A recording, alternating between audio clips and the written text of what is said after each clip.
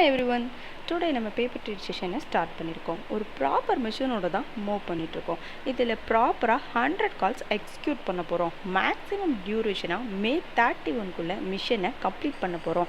இதில் கொடுக்குற கால்ஸை ஸ்ட்ராங்காக பியூராக ஸ்ட்ராட்டஜி யூஸ் பண்ணி தான் பண்ணிக்கிட்டு இருக்கோம்.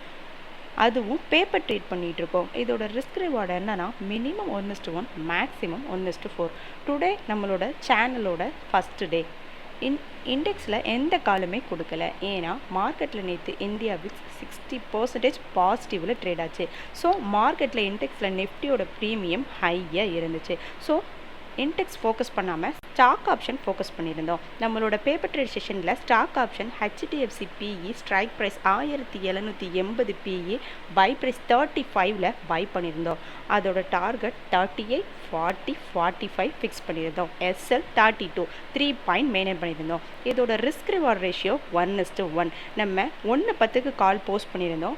1:20க்கு ஃபஸ்ட் டார்கெட் கிட், 1:21க்கு 36 700 ப்ராஃபிட்டில் இருந்தோம். 1:38 டைமுக்கு 37,100 ப்ராஃபிட்டில் ஃபைனலாக 40 ஹை போயிடுச்சு.